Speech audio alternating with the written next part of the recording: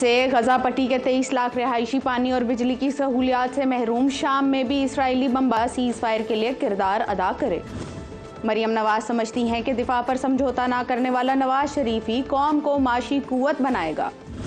निगरां वजीर आजम काकड़ ने नवाज शरीफ की वतन वापसी में किसी भी किस्म की डील के तासुर को मुस्तरद कर दिया है।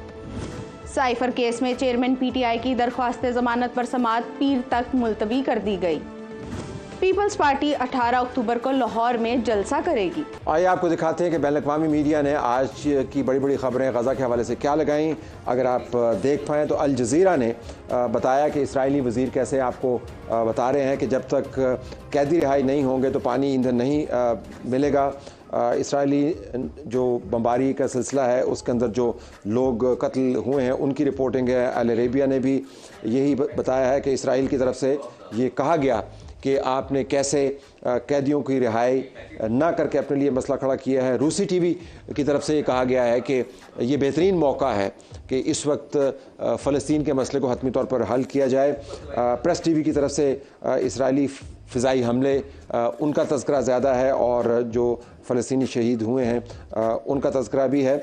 CNN जो है वो बहरहाल इसराइल के इस बयान को बार बार दोहरा रहा है जिसके अंदर उसने कहा है जी कि जो यरग़माली हैं अगर वो वापस नहीं हुए तो किसी किस्म की बातचीत नहीं होगी। BBC ने भी इसी खबर को लिया और रॉयटर्स ने तो वाज़ेह अंदाज़ से बता दिया कि जैसे गज़ा के ऊपर बर्बरियत का बाज़ार गर्म नहीं हो रहा, कोई यरग़मालियों को रिलीज़ करवाने की निगोशिएशंस हैं। तो ये आपको एक प्रोफाइल नज़र आता है कि कैसे इंटरनेशनल मीडिया ने इसको कवर किया। मुस्लिम ममालिक का रद्द-ए-अमल भी हमारे सामने आया। अरब लीग का इजलास हुआ और गज़ा में जंग बंदी के लिए आलमी बिरादरी से कार्रवाई का मुतालबा किया। अरब लीग आलमी बिरादरी को कह रही है कि गज़ा के अंदर आप जंग बंद करवाएं, जिससे आपको अंदाज़ा होगा कितने मौसर हैं। और ये भी कहा कि गज़ा पट्टी का पानी और बिजली मुनक़ता करने से मुतल्लिक़ इसराइल ने जो फ़ैसला किया है उसको मनसूख करने पर ज़ोर दिया है। तो किसी किस्म की कोई मिलिट्री स्ट्रेटजी आपको नज़र नहीं आती, स्ट्रॉन्ग कंडेमनेशन नज़र नहीं आती, सिर्फ आपको दरख्वास्तें नज़र आती हैं। पाकिस्तान की तरफ से अगर आपने देखा वज़ारत ख़ारजा ने इसको बड़े स्ट्रॉन्ग अल्फाज में कंडेम किया। ईरान और सऊदी अरब का आपस में राब्ता हुआ है तो कोशिशें जारी हैं कि किसी न किसी तरीके से इसको नेगोशिएट करवाया जाए और इस जंग को ख़त्म करवाया जाए। तुर्की सदर का इसराइली सदर को फ़ोन है और कहा है कि ये काबिल कबूल नहीं है और 2 स्टेट सोल्यूशन की भी उन्होंने बात की है। मिस्र की तरफ से जो बड़ी खबर है वो बड़ी अहम भी है कि एक तो ये कि गज़ा के साथ जो मिस्र का बॉर्डर लगता है वहाँ पर बहुत सारे लोग इकट्ठे हो रहे हैं तो मिस्र ने बहरहाल वो बॉर्डर खोलने से इनकार कर दिया है और साथ ये भी कहा है कि अगर हमने आपको इमदाद पहुँचानी है तो जंग को बंद होना होगा कम से कम 6 घंटे के लिए। अब बुनियादी बात यह है कि ये जंग नहीं है, ये हसार के अंदर फंसे हुए लोगों को यरग़माल बनाकर आप उन लोगों को रिलीज़ करवाना चाहते हैं जो हमास ने अपनी कस्टडी में लिए हुए हैं। तो आप 2.3 मिलियन लोगों को यरग़माल बनाकर अपने 125 लोगों को निकालना चाहते हैं और इस दौरान आप वहाँ पर जितना इंफ्रास्ट्रक्चर है उसको तहस नहस कर रहे हैं। हम आपको ये भी बताना चाहते हैं कि दुनिया भर में जो आवाज़ उठ रही है वो इस वक्त हॉस्टेज निगोशिएशंस के हवाले से है। जो बच्चों के ऊपर जुल्म है, जो ख़वातीन पर जुल्म है, जो तबाही है, वो आपको बड़ी खबर बनती हुई नज़र नहीं आती। पाकिस्तान में इसके ऊपर क्या सोच है, हमने एहतमाम किया पाकिस्तान के मुख्तलिफ लीडरान से बात करने का। सबसे पहले हम आपको सुनवाते हैं कि ख्वाजा आसिफ जो एक्स डिफेंस मिनिस्टर हैं, पाकिस्तान मुस्लिम लीग नवाज़ के सेंट्रल लीडर हैं, उनसे जब हमने पूछा कि पाकिस्तान को क्या करना चाहिए तो उन्होंने हमें क्या बताया। हमें इस वक्त फ़लस्तीन का जो हल है वो ऐसा ढूंढने की ज़रूरत है जिनमें फ़लस्तीनियों के अव्वलन जो है उनके हकूक़ जो है वो जो है उनको महफूज किया जा सके और इसके लिए मुस्लिम उम्मा को इकट्ठा होना पड़ेगा। मुस्लिम उम्मा जो है पिछले कई सालों से बल्कि दहाइयों से गफलत बरत रही है इस इशू के ऊपर और यहूदी रियासत के या ज़ायनिस्ट, मैं यहूदी नहीं कहूँगा, सहूनी रियासत जो है ज़ायनिस्ट स्टेट जो है उन्होंने जितना जुल्म ढा रही है फ़लस्तीनियों के ऊपर, चाहे वो वेस्ट बैंक हो या गज़ा हो, उसकी कोई इंतहा जो है हिस्ट्री में नहीं मिलती, तारीख़ में नहीं मिलती। तो एक तो ये इत्तेहाद जो है उम्मा का, इसमें पाकिस्तान को लीड लेनी चाहिए। लेकिन अगर जारियत जो है ख़त्म नहीं होती इसराइल की तरफ से तो उस जारियत का मुकाबला करने के लिए भी मुस्लिम उम्मा को जो है ना वो इकट्ठे होने की ज़रूरत है। अपने मफादात जो हैं रियासती मफादात जो हैं इनफरादी मफादात को पीछे छोड़ के उनको एक कलेक्टिव जो हमारा इज्तिमाई मफादात हैं मुस्लिम उम्मा की हैसियत से उनको प्रोटेक्ट करना चाहिए।